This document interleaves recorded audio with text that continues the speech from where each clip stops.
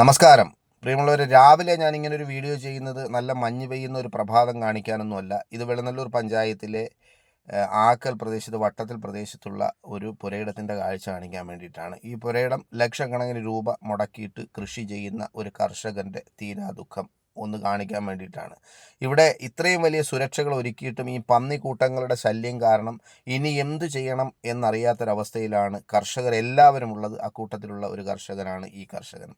ഈ കാണുന്നത് നമ്മളിപ്പോൾ ഇന്ന് രാവിലെ കണ്ടതാണ്. ഈ 3-4 മാസം പ്രായമായ നല്ല ഒന്നാം തരം മരിച്ചീനികൾ പുഴുത് കളഞ്ഞിട്ട് അതിൻ്റെ ചെറിയ മരിച്ചീനി തിന്നുകൊണ്ട് പോയ കാഴ്ചയാണ് നമ്മൾ ഈ കാണുന്നത്. ഇത്ര വലിയ സുരക്ഷാ സംവിധാനങ്ങൾ, അതായത് വലിയ വൻ മതിൽ തന്നെ ഇതിൻ്റെ 4 സൈഡിൽ സൃഷ്ടിച്ചിട്ടുണ്ട്. അത് ഒന്ന് നല്ല ഇതുപോലുള്ള വലിയ കമ്പി കൊണ്ടുണ്ടാക്കിയ നെറ്റ്, രണ്ടാമത്തത് വലിയ വലകൾ, വലിയ നീളത്തിനും വീതിയിലുള്ള വലകൾ, അതുപോലെ തന്നെ മറ്റ് ഈ ഒരുതരം മിന്നുന്ന തോരണങ്ങൾ, ഇതെല്ലാം ഇവിടെ ഉണ്ടാക്കിയിട്ടുണ്ട്. എന്നിട്ട് പോലും ഇതിനെയൊക്കെ മറികടന്ന് ഇതിൻ്റെ ഉള്ളിലേക്ക് കയറി ലക്ഷക്കണക്കിന് രൂപ നമ്മൾ ചിലവാക്കി ഉണ്ടാക്കിയിട്ടുള്ള ഈ ഒരു കൃഷി മുഴുവൻ നശിക്കുകയാണ്. അത് ഈ ഒരു ഭാഗത്തിൻ്റെ കാര്യമല്ല പറഞ്ഞത്. നമ്മുടെ പ്രദേശത്തുള്ള മുഴുവൻ കൃഷിയിടങ്ങളും ഇത്തരത്തിലാക്കി വെച്ചിരിക്കുകയാണ് ഈ പന്നിക്കൂട്ടങ്ങൾ. ഇപ്പോൾ എനിക്ക് ഇതിനകത്ത് വളരെയധികം വേദനയുണ്ട്. കാര്യം ഈ നാട്ടിലൊരു കൃഷി ഇറക്കാൻ പറ്റാത്തൊരവസ്ഥയാണ് ഇപ്പം നിലവിലുള്ളത്. അത് മാത്രമല്ല, ഒരു കാര്യം കൂടെ ഞാൻ പറയാം.